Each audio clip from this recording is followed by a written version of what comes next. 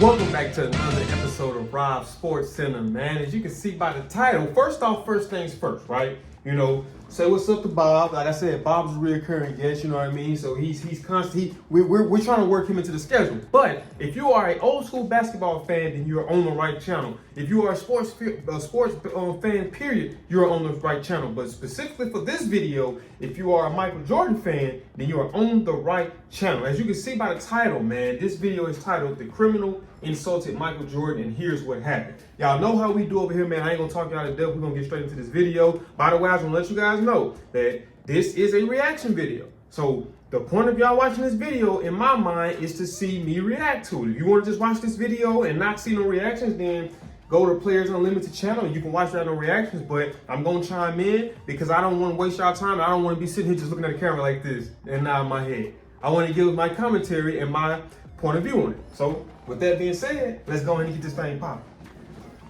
Go ahead and smash that thumbs up button, man. You already know it's gonna be a lit video, man.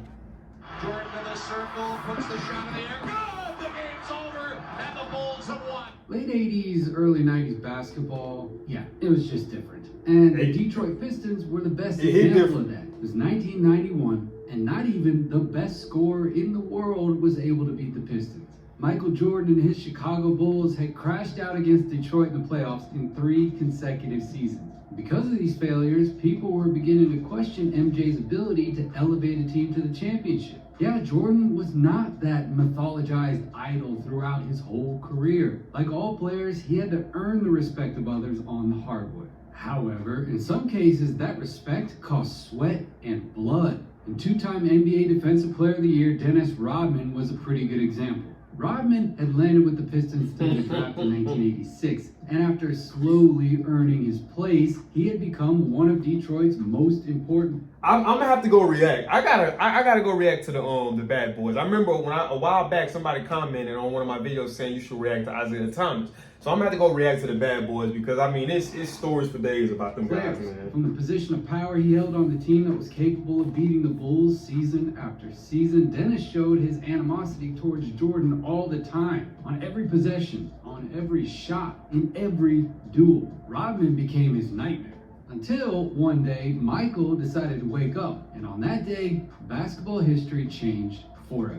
But before we get any further in the video, though, I just want to let you know about our Discord server, where you can get exclusive. Shout out to Players Unlimited, man. Shout out to him. We host where you ask the questions. If y'all do want to go watch the video without or on top of watching it with me react, the channel name is Players Unlimited. Shout out to basketball discussions. So come and see. He did the Larry Bird video. He's done a couple videos that I reacted to. So you know. If there's one thing we know, it's that history is written by the winners. And Michael Jordan won so much that his Bulls were remembered as an unbeatable team. But it was far from always being the case. The beginning of his career was very hard in terms of collective success. And after being drafted with the 3rd pick in the 1984 draft, Michael managed to qualify the Bulls for the playoffs in each of his seasons in Chicago. In fact, his rookie season was so extraordinary that he was an All-Star and 6th in the MVP voting. But during the playoffs, the Bulls would fall to the Milwaukee Bucks in the 1st round. Then after coming back from a broken foot injury in his sophomore year, Michael basically became a basketball idol.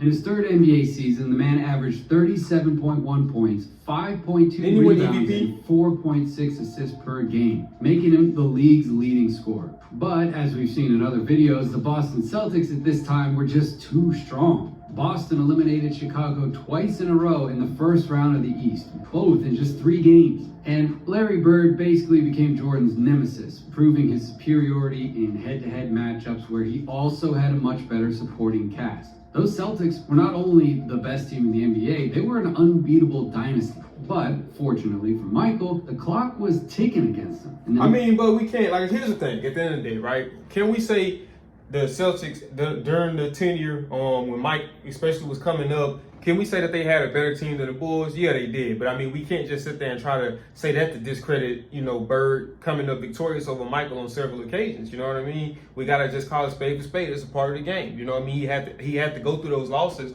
He had to experience that to become who he became. You know what I mean? 1988 playoffs, Jordan finally won his 1st round of the playoffs over the Cavaliers in 5 games. Both Michael and Chicago believed that their time had finally come to dominate and fight for the Eastern Conference throne. But far from reality, their opponent in their first conference semifinals would end up becoming their absolute nightmare. The Pistons would beat the Bulls in only 5 games during that first playoff, something that happened again in 1989 when Chicago and Detroit met, this time in the conference finals, where the Pistons needed 6 games to topple the emerging team, and then something that would happen again in 1990 when Detroit beat Chicago again in the conference finals. So they beat them 3 straight years? 7 games. So yeah, seemed like pretty much an impossible mission. The Pistons had more cohesion, more chemistry, and an extreme toughness that characterized their game. And if that wasn't enough, their coach, Chuck Daly, had devised a flawless plan to limit the scoring potential of the best player on the planet. No, I'm not kidding. But see, the look, so-called Jordan rules were... Here's the thing too. That's the reason why you gotta give Phil Jackson credit as a coach too, right? Because Phil Jackson came in and pretty much told Mike that, hey man, you are phenomenal. We're not taking it away from you. You are a phenomenal athlete. I wish it could just be as simple as just give you the ball and get out the way. But a one-dimensional game in terms of you scoring 30 and 40 some points is very stoppable. So we got to figure out ways to get the ball predominantly out of your hand that doesn't allow them to key in and focus and lock in solely on you. And when he was able to get Michael to buy into that, that's when we seen the dynasty that we know them to be. A successful defensive basketball strategy that the Pistons implemented after MJ scored 59 points against them in April '88. Revolutionary rules for the time that were based on a help system that had a lot of depth and which, of course, were at the very limit of the rules. Quote, if Michael was at the point, we forced him left and doubled him. If he was on the left wing, we went immediately to a double team from the top. If he was on the right wing, we went to a slow double team. He could hurt you equally from either wing. Hell, he could hurt you from the hot dog stand, but we just wanted to vary the look. And if he was on the box, we doubled with a big guy.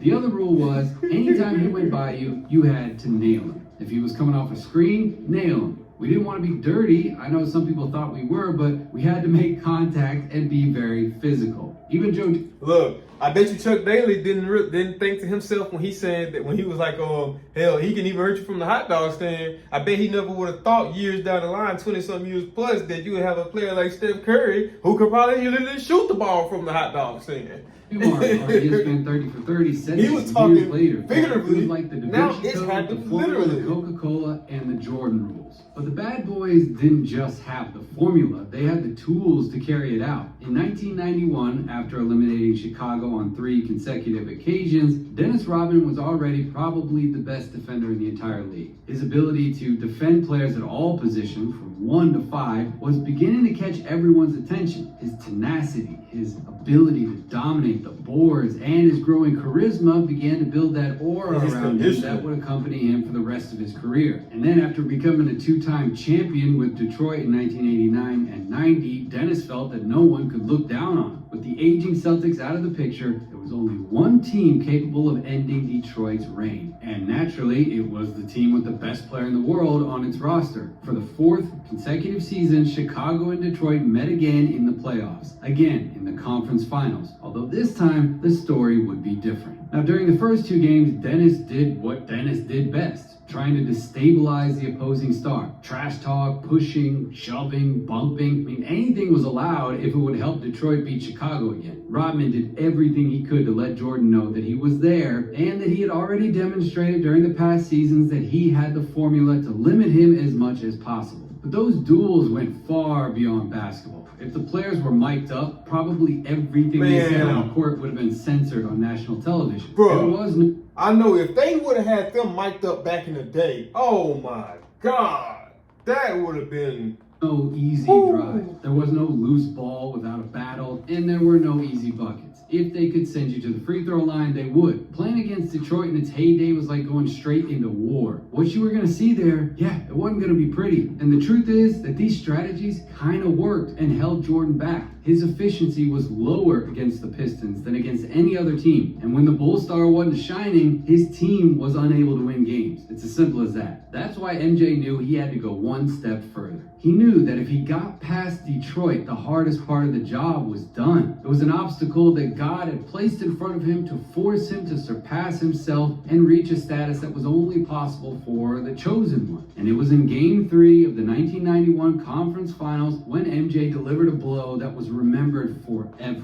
This time, just scoring a bunch wasn't enough. Jordan needed to become the complete player, and that's the plan he went out with in that game. Getting steals on defense, Oh, the hell of a steal. into instant offense through his vision. That MJ defensive game was an absolute masterclass. He got 5 in this game. Crazy blocks with impossible defensive helps, protecting the rim like he was a center, even with his left hand. I mean, he was fighting for every ball like it was for his legacy. And And this is for anybody who says that Michael Jordan is only a scorer, that all he can do is score points. This right here shows that he's more than that. He's more than just a scorer. He can win the game. He can affect the game defensively as well as visually with setting up passes, but it's just overlooked because of whatever reason, you know? It kind of was. His energy was through the roof, right up there with the ambition of a player who was destined to dominate an era. But of course, Michael also absolutely torched Detroit with his scoring ability too, knocking down every shot from mid-range with impossible fadeaways, with seconds left on the shot clock, creating his own space off the dribble with nice handles. It was all coming together for him that night. It seemed like he was possessed, honestly. Look at just check him out. It's like he elevates. It's like he's hovering off with the, you know, when he pulls also up. absolutely Like, just check him out. torched Detroit with his scoring ability too, knocking down every shot from mid-range with impossible Check him out. fadeaways, with seconds left on the shot clock, creating his own space off the dribble with nice handles. It was all coming together for him that night. It seemed like he was possessed, honestly. That somehow It's just like he just go up and just shoot, like he's just able to stop in time. He go up.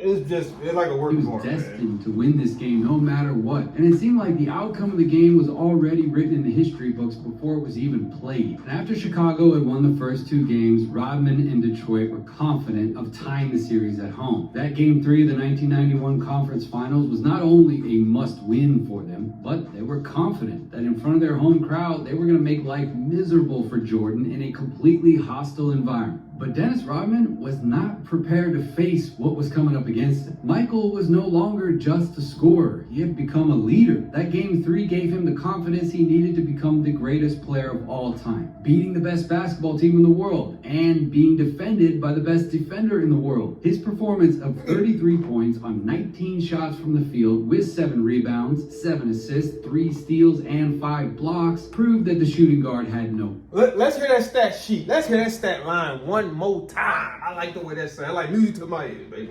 Let's hear that one more time. Player of all time, beating the best basketball team in the world and being defended by the best defender in the world. His performance of 33 points on 19 shots from the field with 7 rebounds, 7 assists, 3 steals, and 5 blocks proved that the shooting guard had no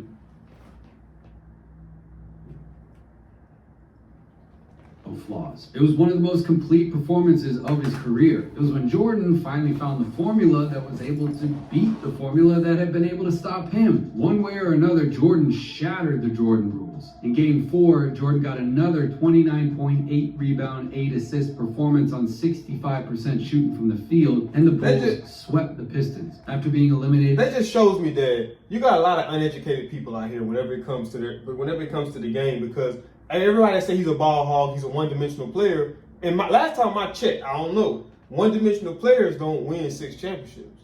Last time I checked. I mean, I would think that it takes a pretty overall solid player all around to be able to win 6 championships. 3 times by his nemesis, just Michael saying. took revenge on Rodman. In this way, the Bulls managed to qualify for their first finals in franchise history, and of course, they beat the Lakers in 5 games. The Bulls, by the way, finished those playoffs with a record of 15 wins and 2 losses, and began to build their unrepeatable dynasty by winning their first championship of 3 in a row. That season, Michael earned the respect from the most disrespectful player in the league. Rodman was no longer that role player. He had become, in his own way, a star. His ego was skyrocketing, and when the Pistons lost Chuck Daly's services, the forward was not amused. His off-court problems began to multiply, and Dennis switched his priorities completely. Basketball had helped him become a celebrity, but it was no longer the most important thing to him. Quote, when I put the gun to my head, I wasn't trying to shoot Dennis Rodman, he said. I was trying to change the old one so that the new one could come out. Then his relationship with Madonna, his dyed hair, his continuous partying. Finally, Dennis ended up in San Antonio where he was fined over $30,000 in his first season for 4 different incidents. He missed 3 games due to suspension and headbutted multiple opposing players. He was totally out of control. In a way, this lifestyle is what brought him closer to the future criminal history he would have to deal with for more than 2 decades. However, in 1995, though, he got a call, or so the legend goes. The Chicago Bulls of Michael Jordan and Scottie Pippen, 3-time NBA champions, needed him after the departure of Horace Grant. Dennis Rodman had lost respect for any opponent, but if there was one player he respected, it was Jordan. It was MJ who, with 3 more NBA championships, corrected his trajectory and added to his legend. Somehow, Dennis Rodman's trash talk ended up working out for him, at least in basketball. He was able to ignite a flame in Jordan that no one had ever been able to before. And if he hadn't joined the Bulls, his career was going downhill and without breaks. He unlocked that generational player who ended up calling him by his incredible qualities and with whom he formed what is considered by many to be the greatest team in NBA history. All right, that's it for this one. Thanks for watching. Let us know what you thought down in the comment. That was a good video, man. I enjoyed that. Like I told y'all, man. I'm trying. It's time to start really having fun with these videos, man. Like, so you know, if you don't really like the pausing, if you're not here for my reaction because it is a reaction video, then you might just want to go watch the regular video because I would be doing you guys a disservice who actually wants to see reactions and sit there and look at me nod my head like this. You know, me and Bob was talking about that. Me and Bob was saying that. I was telling Bob that. You know what I mean? So I gotta bring the energy. I gotta bring that knowledge. I gotta bring all that to these videos to keep y'all entertained and so we can have fun.